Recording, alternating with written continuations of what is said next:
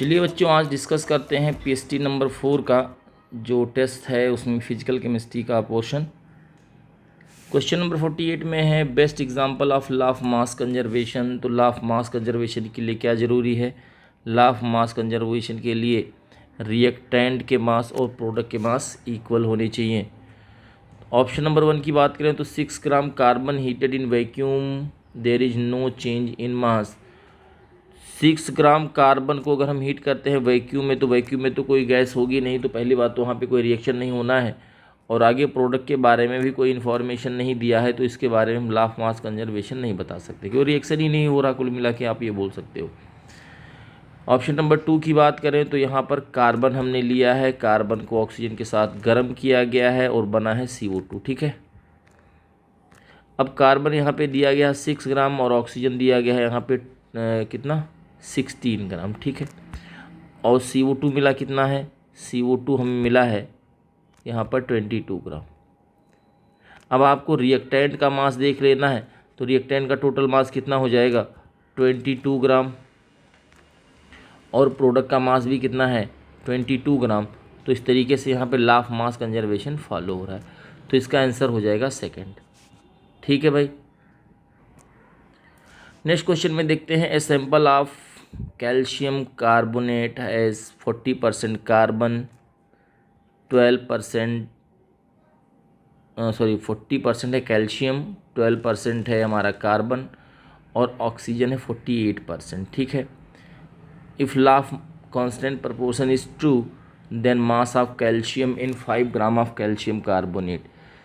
तो अगर हम कैल्शियम कार्बोनेट लेते हैं, ठीक है, कैल्शियम कार्बोनेट अगर हम लेते हैं तो 100 ग्राम इसका ले लिया जाए अगर, तो इसमें कैल्शियम कितना बताया गया है? इसमें कैल्शियम बताया गया है 40%, यानी 100 ग्राम में 40 ग्राम आपका कैल्शियम है। ठीक है, कहा गया कि आपके पास अगर 5 ग्राम कैल्शियम कार्बोनेट हो तो उसमें कितना कैल्शियम हो सकता है? तो 100 ग्राम में 40 ग्राम है, तो 5 ग्राम अगर आपके पास कैल्शियम कार्बोनेट होगा तो कैल्शियम कितना होगा? 40 मल्टीप्लाइड बाई 5 डिवाइड बाई 100, तो ये हो जाएगा 20 से कैंसिल और ये हो जाएगा 2। ठीक है, यानी कि 2 ग्राम कैल्शियम हमें मिलेगा 2 ग्राम कैल्शियम हमें मिलेगा 5 ग्राम कैल्शियम कार्बोनेट से। ठीक है भाई, क्वेश्चन नंबर 52 में है potassium combines with 2 isotopes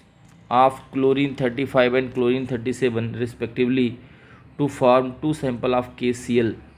KCl के 2 सैंपल बनेंगे, सीधी सी बात है। एक सैंपल होगा KCl 35 और दूसरा होगा KCl 37। ठीक है, इसमें है respectively to form 2 sample of KCl their formation follows the law of constant proportion, multiple proportion और रेसिप्रोकल प्रोपोर्शन। इसमें से कोई नहीं हो सकता, आंसर हो जाएगा हमारा इसमें 4th। ठीक है, क्वेश्चन नंबर 54 में बेटा कि A1 gram of an element gives A2 gram of its chloride, the equivalent mass of element is. तो आपने पढ़ा है कि सपोज करो कोई एलिमेंट M है, ठीक है, और वो Cl से रिएक्ट करता है, तो क्या बनेगा? MCl। ठीक है, क्वेश्चन में है कि अगर हमने M का A ग्राम लिया है, A1 ग्राम लिया है, तो MCl कितना बना है? A2 ग्राम। तो इसमें Cl2 कितना कंबाइन हुआ होगा, हमें ये पता करना है। तो आपके पास अगर A1 मास है M का, A1 मास है M का और ये A2 है MCl का, तो अगर हम इनमें से माइनस कर दें तो मास ऑफ Cl हमें मिल जाएगा। मास ऑफ Cl कितना हो जाएगा? मास ऑफ Cl हो जाएगा इसमें A2 माइनस A1। ये बात समझ में आ रहा है? अरे भाई, A2 में M और Cl दोनों शामिल है, ठीक है ना, और M का मास है A1, तो A2 में से अगर मास ऑफ M हम निकाल दें तो क्या बच जाएगा? केवल मास ऑफ Cl बच जाएगा।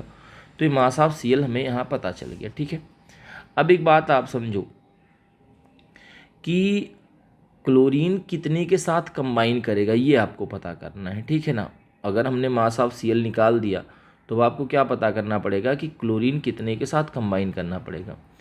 अब आप एक बात ये देख रहे हो कि जो A2 माइनस A1 ग्राम है, ये क्या है, ये मास ऑफ क्लोरीन है।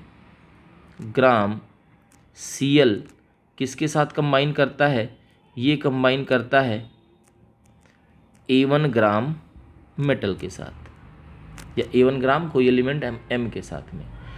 और आपने पढ़ा है कि क्लोरीन का 35.5 ग्राम कितने से कंबाइन करेगा। अगर ये 35.5 ग्राम के बराबर के अमाउंट कंबाइन कर जाए तो वो वेट क्या हो जाएगा, इक्विवेलेंट वेट। ठीक है, तो 35.5 ग्राम आप Cl कंबाइन करेगा A1 divide by A2 minus A1 into 35.5 gram of M। तो इस तरीके से आंसर जो हमारा यहाँ पे बन रहा है वो बन रहा है फर्स्ट। ठीक है भाई, अगले क्वेश्चन की तरफ बढ़ते हैं। नेक्स्ट क्वेश्चन में है कि 19.7 kilogram of gold was recovered from smuggler. कोई एक स्मगलर है जिसके पास 19.7 किलोग्राम गोल्ड मिला है, उसमें हमें बताना है कि एटम कितना है। ठीक है, तो सबसे पहले आप ये देखो कि गोल्ड हमारे पास कितना है। गोल्ड है हमारे पास 19.7 किलोग्राम, और एटम निकालने के लिए हमें ज़रूरत पड़ेगी मोल की।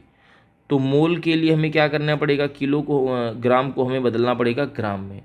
ठीक है, तो हम क्या करेंगे, यहाँ पे 19.7 किलोग्राम को 1000 से मल्टीप्लाई कर देंगे। ठीक है ना, क्या कर देंगे, 1000 से मल्टीप्लाई कर देंगे।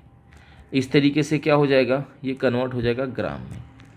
19700 ग्राम। तो इतने ग्राम हमारे पास क्या हो गया, गोल्ड हो गया। ठीक है ना, तो किलोग्राम को हमने किस में कन्वर्ट कर दिया है, ग्राम में कन्वर्ट कर लिया। अब हमें पता है कि नंबर ऑफ मोल्स क्या होते हैं, नंबर ऑफ मोल्स होते हैं वेट अपॉन एटॉमिक मास। ठीक है ना जी, weight upon atomic mass. Atomic mass यहाँ पे दिया गया है 197, और वेट कितना है 19700। एटॉमिक मास कितना है 197, ये कैंसिल हो गया तो हमें मिल गया 100 मोल्स। क्या मिल गया, 100 मोल्स। तो हमारे पास 100 मोल्स हैं। अब मोल्स को अगर हमें नंबर में बदलना है तो हमें क्या करना पड़ेगा, मोल्स को अगर हमें नंबर में बदलना है तो हमें एवोगैड्रो नंबर से मल्टीप्लाई करना पड़ेगा। क्या होता है एवोगैड्रो नंबर, 6.023 इंटू 10⁻23। 23 लिखो यहाँ पे, चाहे 2 लिख दो, एक ही बात होती है, ज़्यादा फ़र्क नहीं पड़ेगा।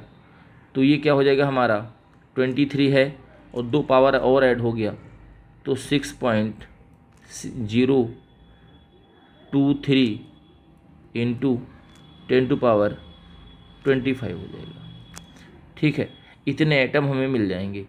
तो अगर आप ये देखें तो इसमें आपका आंसर हो जाएगा 4। क्लियर है भाई, अगले क्वेश्चन पे बढ़ते हैं।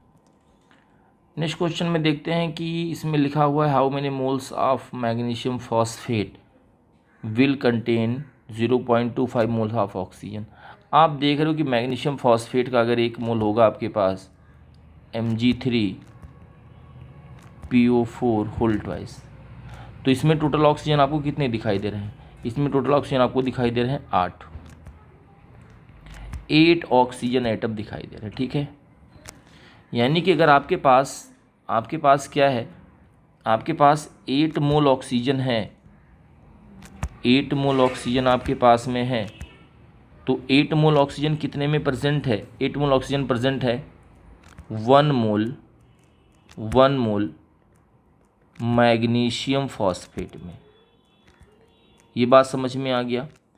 8 मोल ऑक्सीजन कितने में प्रेजेंट है, 1 मोल मैग्नीशियम फॉस्फेट में प्रेजेंट है, तो 0.25 मोल ऑक्सीजन कितने में प्रेजेंट होगा, ये होगा 1/8 इंटू 0.25।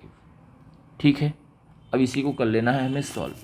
ठीक है जी, फिर हमें आंसर मिल जाएगा 3.125 इंटू 10⁻²।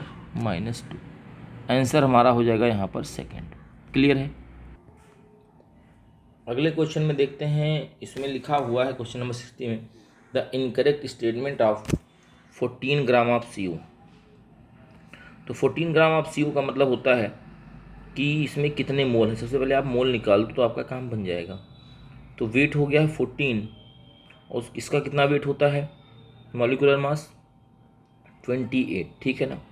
इसका मतलब हो गया कि 1/2 मोल CO हो गया, ठीक है। अब इसी में अपने ऑप्शन को देखना कि कौन सा गलत है। हाफ मोल CO का मतलब ये भी हो गया, हाफ मोल CO का मतलब ये भी हो गया हाफ मोल ऑफ N2। क्यों? क्योंकि नाइट्रोजन का N2 का भी मॉलिक्यूलर मास कितना हो जाता है, 28। क्लियर है। तो यहाँ पे सेम अमाउंट हो जाएगा N2 का, CO का।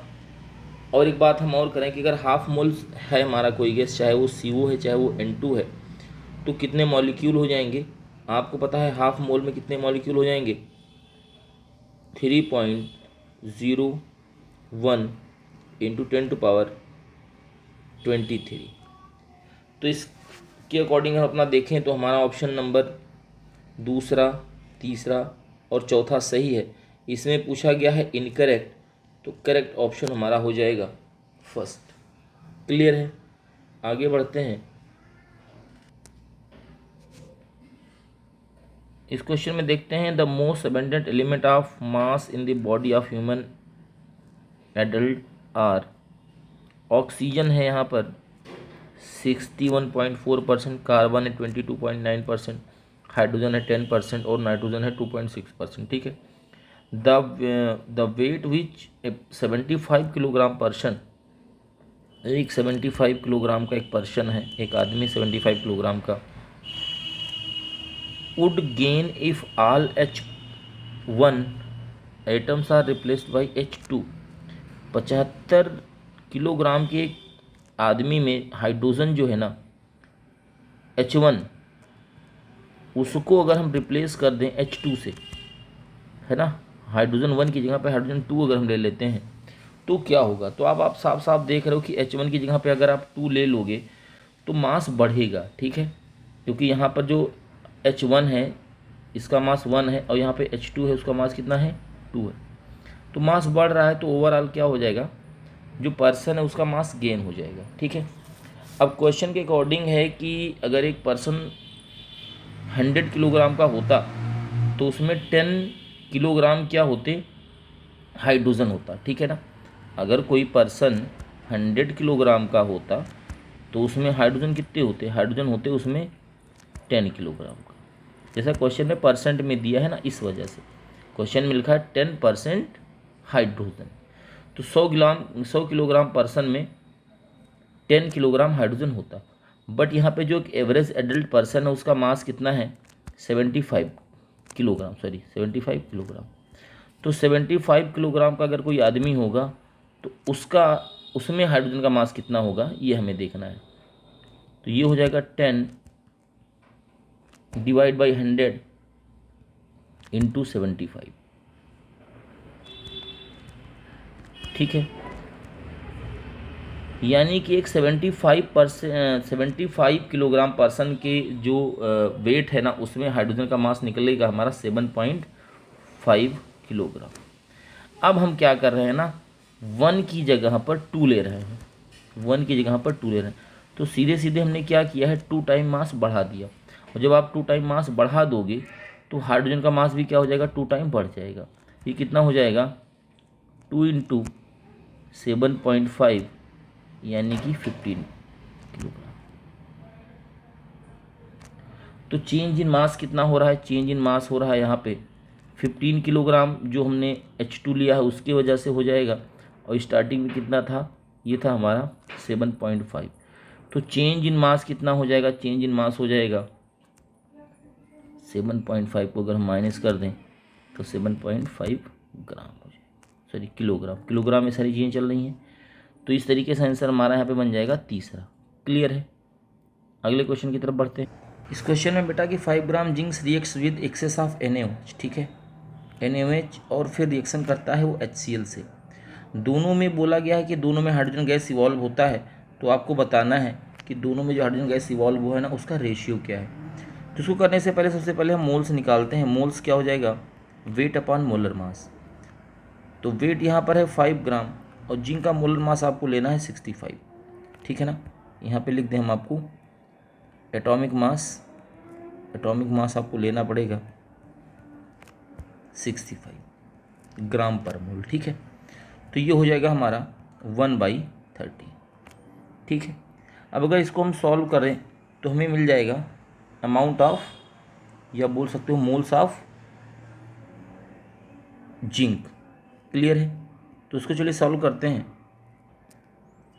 ये अप्रॉक्स में आ जाएगा आपका 0.076 मोल, ठीक है। इतना मोल लगभग में आपका जिंक आ गया। अब आपको ज़रूरी ये है कि आप दोनों के लिए रिएक्शन लिखो, क्योंकि बगैर रिएक्शन लिखे आप ये काम नहीं कर सकते हो कि जिंक और NaOH का क्या रिएक्शन होगा। तो सबसे पहले आपको रिएक्शन लिखना पड़ेगा जिंक और NaOH का। बहुत इंपॉर्टेंट रिएक्शन है ये, इसको याद रखना है आपको। ये बनेगा आपका Na2ZnO2 + H2। तो आप देख रहे हो कि 1 मोल जिंक से हमें 1 मोल H2 मिलता है। तो आपके पास में अगर 0.076 मोल जिंक होगा तो ये कितना मिलेगा आपको हाइड्रोजन, 0.076 मोल, ठीक है। और इसको क्या करना है, हमें वैल्यूम में चेंज करना है, क्योंकि यहाँ पे पूछा क्या वैल्यूम। तो वैल्यूम में चेंज करने के लिए हमें क्या करना पड़ेगा, 22.4 लीटर से मल्टीप्लाई करना पड़ेगा, ठीक है। जब आप 22.4 लीटर से मल्टीप्लाई करोगे तो इसका जो वैल्यूम आएगा वो लगभग आ जाएगा आपका 1.71 लीटर, ठीक है। तो आपको H2 मिल गया है। जब रिएक्शन होता है जिंक का NaOH के साथ। अब आपको जिंक का HCl के साथ रिएक्शन करना है। तो zinc plus 2HCl gives ZnCl2 + H2 gas. यहाँ भी अगर आप देखो तो 1 मोल से क्या मिल रहा है, 1 मोल, ठीक है। तो 0.076 मोल से कितना मिल जाएगा, ये आपका हाइड्रोजन मिल जाएगा 0.076 मोल। और अगेन अगर हम इसको वैल्यू में कन्वर्ट करें तो 22.4 लीटर से मल्टीप्लाई करना पड़ेगा और फिर ये भी वहीं आ जाएगा 1.71 लीटर। तो इतना करने की ज़रूरत ही नहीं थी। अगर आप साफ साफ रिएक्शन देख रहे हो, अगर रिएक्शन आप देख रहे हो तो आपको पता चल रहा है कि 1 मोल से 1 मोल बन रहा है। तो दोनों जगह पे गैस के वैल्यूम क्या मिलने वाले हैं, सेम मिलने वाले हैं। तो यहाँ पे 65 का जो आपका आंसर हो जाएगा, 65 का जो आपका आंसर है वो हो जाएगा 3, ठीक है। क्वेश्चन में बेटा कि complete combustion of 1.80 gram of oxygen containing compound, एक ऑक्सीजन कंटेनिंग कंपाउंड है जिसका मास है 1.80 ग्राम। उसकी कंबशन से हमें 2.64 ग्राम CO2 मिलता है और 1.08 ग्राम H2O मिलता है। परसेंटेज ऑफ ऑक्सीजन बताना है। तो एक काम करते हैं, सबसे पहले मोल निकालना ही है ना। जब तक मोल नहीं निकालोगे आपका कोई काम बनेगा नहीं। तो सबसे पहले हम मोल ऑफ कार्बन निकाल लेते हैं और मोल ऑफ हाइड्रोजन निकाल लेते हैं, ठीक है ना। तो mole of carbon, mole of अगर हाइड्रोजन निकाल लेंगे तो मोल से हम मास निकाल सकते हैं, मास भी निकल जाएगा। और इस तरीके से हमें कार्बन का और हाइड्रोजन का मास अगर मिल गया तो फिर हम टोटल मास से माइनस कर देंगे और हमें मास ऑफ ऑक्सीजन मिल जाएगा, ठीक है। चलिए स्टार्ट करते हैं। आपको पता है कि कंपाउंड में X कार्बन है। अगर X कार्बन है, कार्बन कितना है X, तो आपको CO2 कितना मिलेगा, CO2 मिलेगा XCO2, यानी कि mole of carbon equals two moles of CO2। अब यहाँ पे CO2 का वेट कितना दिया है, 2.64 ग्राम, और 44 से कर दे इसको हम डिवाइड, तो हमें कितना मिल जाएगा, ये हमें मिल जाएगा 0.06 मोल। तो इस तरीके से मोल्स ऑफ कार्बन हमें पता चल गया। मोल्स ऑफ कार्बन को हम क्या कर दें, मल्टीप्लाइड बाई 12 कर दें। जब आप 12 से मल्टीप्लाई कर दोगे तो आपको मिल जाएगा 0.72 ग्राम, तो ये जो मिला हमें, ये हमें क्या मिल गया, मास ऑफ कार्बन। ऐसे ही मोल्स ऑफ हाइड्रोजन निकालना है। तो मोल्स ऑफ हाइड्रोजन निकालने के लिए आपको पता है कि हर एक वाटर में 2 मोल होते हैं हाइड्रोजन के, ठीक है। तो 2 इंटू मोल्स ऑफ H2O, ऐसा हम कर सकते हैं। तो 2 कर दिया, और मोल्स ऑफ H2O निकालने के लिए वेट अपॉन मोलर मास करना पड़ेगा। तो वेट है 1.08 और मोलर मास हो गया इसका 18, ठीक है। तो ये आपका आ जाएगा 0.12 मोल। अब हमें क्या करना है, ये मोल मिल गया, ठीक है। अब मोल से हमें वेट निकालना है, किसका, हाइड्रोजन का। तो हम एक काम करें, यहाँ पे मल्टीप्लाइड बाई 2 करते हैं। तो ये क्या हो जाएगा 0.24। तो इस तरीके से हमें कार्बन का और हाइड्रोजन का मास मिल गया, कार्बन का और हाइड्रोजन का मास मिल गया, ठीक है। तो ये कितना मिला है, ये मिला है 0.72 ग्राम कार्बन मिल गया, और साथ में 0.24 ग्राम क्या मिल गया, हमें हाइड्रोजन मिल गया। तो ये जो टोटल मास हो जाएगा वो कितना हो जाएगा 0.96 ग्राम। अब आपके टोटल कंपाउंड में, टोटल कंपाउंड का मास कितना है, मास ऑफ कंपाउंड कितना दिया है, मास ऑफ कंपाउंड दिया गया है 1.80, ठीक है। अब इसमें आपको पता है कि कार्बन भी है और हाइड्रोजन भी है, तो अगर हम माइनस कर दें तो हमें क्या मिल जाएगा, मास ऑफ ऑक्सीजन मिल जाएगा। तो मास ऑफ ऑक्सीजन कितना हो जाएगा, 1.80 में से क्या करना है आपको, 0.96 ग्राम माइनस कर देना है, ठीक है। क्या करना है, 1.80 ग्राम से क्या करना है, 0.96 ग्राम माइनस कर देना है, ठीक है। तो ये आपका कितना आ जाएगा, ये आ जाएगा आपका 0.84 ग्राम। तो मास ऑफ ऑक्सीजन हमें पता चल गया। अब अगर मास ऑफ ऑक्सीजन हमें पता चल गया तो परसेंटेज ऑक्सीजन हम निकाल सकते हैं। कैसे निकालेंगे, परसेंटेज ऑफ ऑक्सीजन कैसे निकालेंगे, मास कितना है कार्बन ऑक्सीजन का 0.84 ग्राम वेट, और टोटल मास ऑफ कंपाउंड कितना है 1.080 इंटू 100। तो ऐसा करेंगे तो क्या मिल जाएगा हमें, परसेंटेज ऑफ ऑक्सीजन, और जो हम इसको सॉल्व करेंगे तो हमें मिलेगा 53.33%। तो यहाँ पर आंसर हो जाएगा हमारा सेकेंड। क्लियर है। अगले क्वेश्चन की तरफ बढ़ते हैं।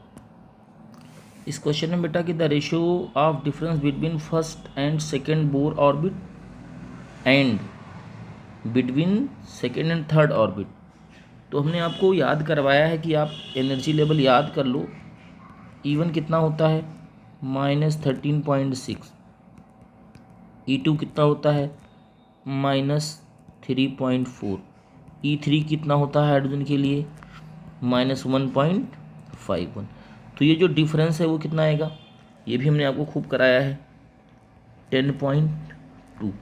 ये डिफरेंस कितना आ जाएगा, ये आपका आ जाएगा 1.89। तो यही आपका E1 E2 का और E2 E3 का डिफरेंस लेना है।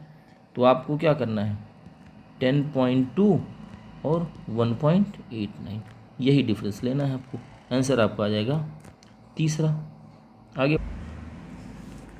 ये बहुत ही अच्छा क्वेश्चन है। इसमें है the value of N1 plus N2 and N2 square minus N1 square for helium ion in atomic spectrum are 4 and 8 रिस्पेक्टिवली। The wavelength of emitted radiation when electrons jumps from N2 to N1। ठीक है, तो बहुत ही अच्छा question है। यहाँ पर दो इक्वेशन बनाना पड़ेगा हमें।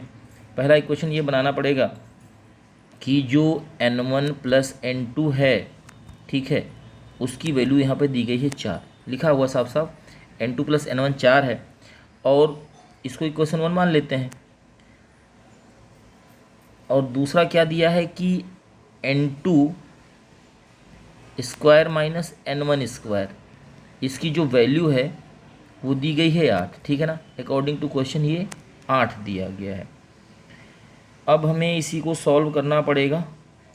तो चलिए स्टार्ट करते हैं, इसको आगे बढ़ाते हैं। तो आप देख रहे हो बेटा कि यहाँ पे जो N2 square minus N1 square है, इसको आप लिख सकते हो N1 प्लस N2 स्क्वायर, ठीक है, और लिख सकते हो N2 minus N1 square equals to 8। कोई दिक्कत तो नहीं ना। अब आप देख रहे हो कि यहाँ पे जो n1 plus n2, sorry square नहीं रहेगा, आप देख रहे हो कि जो n1 प्लस n2 है ना, उसकी वैल्यू कितनी दी गई है 4। तो ये हो जाएगा 4 n2 minus n1 equals to 8। तो n2 माइनस n1 ये क्या हो जाएगा 8/4 यानी कि 2। तो यहाँ पे n2 माइनस n1 की वैल्यू हमें मिल गई। क्लियर है? आगे देखते हैं बेटा, यहाँ पे काम कर सकते हैं कि इक्वेशन 1 से ना हम n1 की वैल्यू निकालते हैं। तो n1 इक्वल टू क्या हो जाएगा, n1 इक्वल टू हो जाएगा 4 माइनस n2। और ये जो वैल्यू है ना, ये आप इक्वेशन 3 में रख दो तो क्या मिलेगा, n2 minus 4 minus n2 equals to 2 मिल जाएगा। ठीक है, अब यहाँ से n2 की वैल्यू चेक करते हैं। तो n2 minus 4 plus n2 equals to 2 हो जाएगा। ठीक है, और n2 कितना हो जाएगा 2 माइनस 4 राइट साइड में भेज दोगे तो क्या हो जाएगा, ये हो जाएगा 6 आपका। ठीक है, तो n2 इक्वल्स टू क्या हो जाएगा 6/2 यानी 3। तो इस तरीके से आपको ना n2 की वैल्यू पता चल गई। अब अगर n2 की वैल्यू पता चल गई है तो आपको पता है ना इक्वेशन 1 से कि n1 प्लस n2 कितना है 4 है। तो n1 की वैल्यू कितनी आ जाएगी 1 आ जाएगी। तो अब आपको n2 की वैल्यू पता चल गई और n1 की वैल्यू पता चल गई। अब आप वेवलेंथ निकाल सकते हो। अब मैं n1 n2 पता चल गया, अब हम रेडबर्ग फार्मूले से क्या कर सकते हैं, वेवलेंथ निकाल सकते हैं। ठीक है ना, तो क्या होता है 1/λ equals to r/z² 1/n1² minus 1/n2²। ठीक है, तो ये हो जाएगा r, और हीलियम के लिए z की वैल्यू 2 हो जाएगी। ठीक है, n1 की वैल्यू कितना मिला है हमें 1² और n2 की वैल्यू कितनी मिली है 3। तो ये हो गया 3 इसका स्क्वायर। तो क्या हो जाएगा r 2 का स्क्वायर 4 हो जाएगा, और अंदर क्या हो जाएगा, अंदर हो जाएगा हमारा 1/1 माइनस 1/9। ठीक है, या फिर इसको ऐसे लिखें 4r 9 माइनस 1 डिवाइड बाई 9।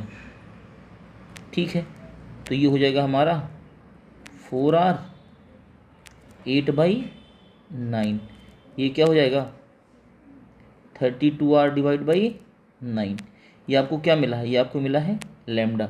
और आपसे पूछा क्या गया है वेवलेंथ, यानी आपको 1/λ की जगह क्या करना पड़ेगा, रिवर्स कर देना पड़ेगा। रिवर्ट कर देंगे तो क्या हो जाएगा 9/32r। ठीक है, तो इस तरीके से हमारा क्वेश्चन आंसर हो जाएगा चौथा। सॉरी, ये हो जाएगा आपका r नीचे जाएगा ना जी, RH, ये हो जाएगा हमारा सेकंड। ठीक है, आगे ये क्वेश्चन प्रीवियस क्वेश्चन के बिल्कुल सिमिलर है। इसी में क्या दिया है कि सम ऑफ, पढ़ लेते हैं पूरा मैं इसमें, find the value of wave number in terms of wave Rydberg constant when transition takes place between 2 levels helium ion whose sum is 4 and difference is 4। यानी 2 एनर्जी लेवल अगर हमारे पास n1 और n2 है तो इसका सम कितना हो जाना चाहिए 4 हो जाना चाहिए, और डिफरेंस कितना होना चाहिए n2 माइनस n1 जो है वो 2 होना चाहिए। बिल्कुल सिमिलर क्वेश्चन है, इसमें आपको ज़्यादा कुछ करना नहीं है।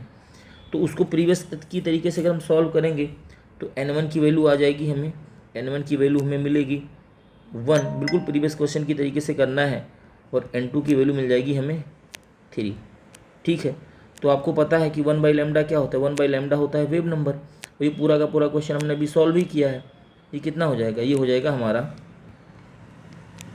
r/z² 1/n1²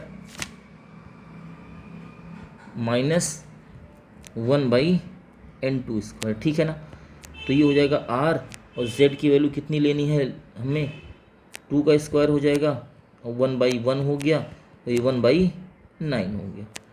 ठीक है, तो ये हो जाएगा हमें 4r मिल जाएगा। क्लियर है, और अंदर हो जाएगा हमें 8/9। बिल्कुल सेम क्वेश्चन था, क्वेश्चन को केवल दूसरे तरीके से पूछ लिया गया था बस। 32r/9, 32r/9, तो ये हो जाएगा आंसर हमारा यहाँ पर इसका दूसरा। ठीक है, इस क्वेश्चन में पूछा गया बेटा कि the wave number of first line of बामर series of hydrogen is 15,200 centimetre inverse, और आपको बताना है the wave number of first बामर line of lithium ion is. तो आपको पता है कि वेव नंबर क्या होता है, वेव नंबर होता है R(Z²) 1/N1² माइनस 1/N2²। ठीक है, अब हमें क्या करना, फर्स्ट लाइन ऑफ बामर सीरीज़ की बात करें तो क्या होगा यहाँ पे, अगर हम ऐसे ट्रांजिशन बनाएं तो ये N1 = 1, ये 2, ये 3 हो जाएगा। तो यहाँ से ये जो ट्रांजिशन होगा लाइन 1 का होगा अगर N1 में हो रहा है, अगर N2 में हो रहा है तो बामर का होगा। तो फर्स्ट लाइन कहाँ से कहाँ तक होगा, फर्स्ट लाइन होगा 3 से 2 के बीच में। ठीक है, तो यहाँ पर हम निकालेंगे wave number of lithium ion और वेव नंबर ऑफ हाइड्रोजन के लिए। ठीक है ना, तो लिथियम के लिए क्या हो जाएगा, R(Z²) यानी 3 का स्क्वायर, और ये हो जाएगा 1/2 का स्क्वायर माइनस 1/3 का स्क्वायर, डिवाइड बाई हाइड्रोजन के लिए कर देंगे तो R(1² डिवाइड बाई 1/2² माइनस 1/3²। ठीक है, और जब इसको हम सॉल्व करेंगे तो विल गेट, क्योंकि ये सारी चीज़ें कैंसिल होने वाली हैं, 9/1। तो क्या मिल जाएगा हमें यहाँ से, लिथियम के लिए 9 of wave number of hydrogen जो कि दिया गया है कितना, 15200। इसको अगर हम सॉल्व करेंगे तो आएगा 13680 सेंटीमीटर इनवर्स। तो यहाँ आंसर हो जाएगा हमारा इसका 4th। क्वेश्चन में है कि a body of mass x kilogram moving with velocity 100 metre per second, it's de Broglie wavelength दिया गया है कितना, 6.62 × 10⁻35 मीटर। तो आपको मास ऑफ पार्टिकल बताना है। ठीक है ना, तो आपको पता है कि डी ब्रोगली वेवलेंथ लैम्डा क्या होता है, h/mv। ठीक है, और h की वैल्यू कितनी दी है, 6.62 × 10⁻35। ओके, h की वैल्यू आप क्या रखोगे, जूल में रखोगे, 6.626 × 10⁻34।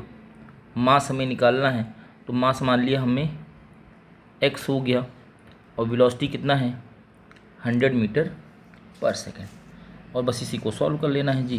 तो x की वैल्यू आ जाएगी 0.1 किलोग्राम। तो इसका आंसर हो जाएगा हमारा 4था। ठीक है, नेक्स्ट क्वेश्चन देखते हैं। इस क्वेश्चन में दिया है electrons identified by quantum numbers n and l, जहाँ पर n और l की वैल्यू गिवन है, n और l की वैल्यू अलग अलग दी गई है। Can place in order of increasing energy from the lowest to highest as. तो n+1 निकालना है आपको, कुल मिलाकर n+l।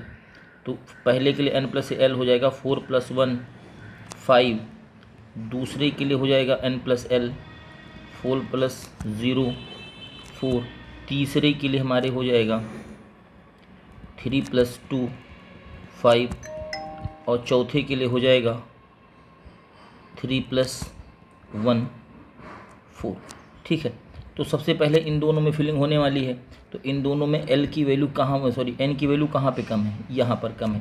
तो सबसे पहले बारी आ जाएगी चौथे की, उसके बाद दूसरे की। ठीक है ना, सबसे पहले हम फिल करेंगे चौथा, फिर फिल करेंगे दूसरा, चौथा फिल करेंगे, चौथे के बाद में सेकंड फिल करेंगे। और अब हम आते हैं यहाँ पर, तो इन दोनों में n की वैल्यू कम है हमारे तीसरे में, और उसके बाद हम जाएंगे पहले में। तो जो ऑर्डर हमारा हो जाएगा वो क्या हो जाएगा कि सबसे पहले हमें फिल करना होगा चौथे को, फिर दूसरे को, फिर तीसरे को, फिर पहले को, ठीक है ना। तो लोवेस्ट टू हाईएस्ट हमें जाना है, तो ऑप्शन हमारा हो जाएगा यहाँ पर पहला। नेक्स्ट क्वेश्चन में ground state electronic configuration of nitrogen atom can be represented by, इसमें से किससे आप नाइट्रोजन के इलेक्ट्रॉनिक कॉन्फ़िगरेशन को सही सही बता सकते हो। तो हमारा इसमें आंसर हो जाएगा ये, तो ये सही है। इसमें ये हो जाएगा 1s2, ये हो जाएगा 2s2 और ये हो जाएगा 2p3। यहाँ पे ये तो सही है, बट यहाँ पे कॉन्फ़िगरेशन यहाँ पे गलत हो गया है, यहाँ पे ये गलत हो गया है, और ये हो जाएगा सही हमारा। तो इस तरीके से पहला और चौथा दो ऑप्शन हमारे हो जाएंगे इसके सही, ठीक है। अगले क्वेश्चन की तरफ बढ़ते हैं। अगले क्वेश्चन में पूछा गया है आइसोटोन्स ऑफ जर्मेनियम के लिए, तो इसमें मास 76 माइनस 32, ये कितना हो जाएगा 44। तो आपको 44 का डिफरेंस देखना है, तो 44 का डिफरेंस आपको यहाँ पे मिल रहा है 78 माइनस 34, ये हो जाएगा 4 और ये हो जाएगा 4, ठीक है। तो यहाँ पे आंसर हो जाएगा हमारा चौथा। इसमें है कि a 600 watt mercury lamp emits monochromatic radiation of wavelength, wavelength दिया हुआ है 331.3 nanometre, how many photons are emitted from the lamp per second. तो हमें निकालना पड़ेगा नंबर ऑफ फोटॉन्स, ठीक है। तो सबसे पहले देखते हैं दिया क्या है। इसमें दिया गया है पावर 600 वाट, तो 600 वाट का मतलब हो जाता है 600 वाट दिया है, हाँ जी 600 watt mercury lamp emits monochromatic radiation of wavelength, wavelength कितना दिया है, वेवलेंथ दिया है यहाँ पर 3313 नैनोमीटर, ठीक है। ये हो गया, नैनोमीटर को मीटर में कन्वर्ट कर सकते हैं क्योंकि हमें मीटर में ज़रूरत पड़ेगी, तो क्या कर सकते हैं इसको 331.3 × 10⁻⁹ मीटर हो गया, ठीक है। ये काम बन गया। बाकी ठीक है, इतनी चीज़ें दी गई हैं। एच की वैल्यू गिवन है, वेलोसिटी ऑफ लाइट गिवन है। तो आपको क्या करना है, आपको बताना है पावर। तो पावर क्या होता है, पावर होता है एनर्जी बाई टाइम, ठीक है। पावर क्या होता है, पावर को हम लिखते हैं एनर्जी बाई टाइम से, ठीक है। और ये किसके बराबर हो जाएगा, ये हो जाएगा NH बाई टाइम, है ना, एनर्जी हो गई। या फिर क्या कर सकते हैं NH T, न्यू की जगह पे क्या ले सकते हैं C/λ, ठीक है। अब सारी बातें हमें पता चल चुकी हैं, अब हम क्या कर सकते हैं वैल्यू रख सकते हैं। तो n की वैल्यू क्या हो जाएगी, यहाँ से हो जाएगी 600 वाट रख दिया, 331.3 × 10⁻⁹ मीटर रख दिया, सर ये पावर है ना, इंटू n, नंबर हमें निकालना है। नीचे क्या हो जाएगा 6.626, ये वेवलेंथ दिया हुआ है 10⁻34 into 3 into 10⁸ metre per second, ठीक है। और यहाँ से क्या करेंगे n की वैल्यू को हम सॉल्व कर लेंगे, कितना आ जाएगा 1 इंटू 10⁻21, ठीक है। तो 88 का क्या हो जाएगा, यहाँ पर 88 का हो जाएगा आपका तीसरा आंसर। एच पर quantum in order of energy. तो अगर हम लेफ़्ट से राइट की बात करें तो लेफ़्ट से राइट में इस साइड में आपको मिल जाएगा रेडियो वेव, बीच में मिल जाएगा आपको विजिबल, और यहाँ पे मिल जाएगा आपको एक्सरे, ठीक है ना। फिर विजिबल की बात करें तो विबग्योर होता है VIBGYOR। तो येलो लाइट आपका हो गया यहाँ पर और ब्लू हो गया यहाँ पर, तो एक्स-रे हो जाएगा, एक्स के बाद में आपका आ जाएगा बी, और उसके बाद में आ जाएगा आपका वाई, और उसके बाद में आ जाएगा आपका रेडियो वेव। ठीक है, तो क्वेश्चन में इंक्रीजिंग एनर्जी के फॉर्म में लिखा हुआ है, तो ये क्या लिखा होता है, ये होता है हमारा वेवलेंथ के फॉर्म में। ठीक है ना, तो ये जो ऑर्डर हो गया ये हो गया हमारा इंक्रीजिंग वेवलेंथ का। और आपको पता है एनर्जी और वेवलेंथ क्या होते हैं, इन्वर्सली प्रोपोर्शनल होते हैं, तो इसको हमें रिवर्स कर देना पड़ेगा ऑर्डर।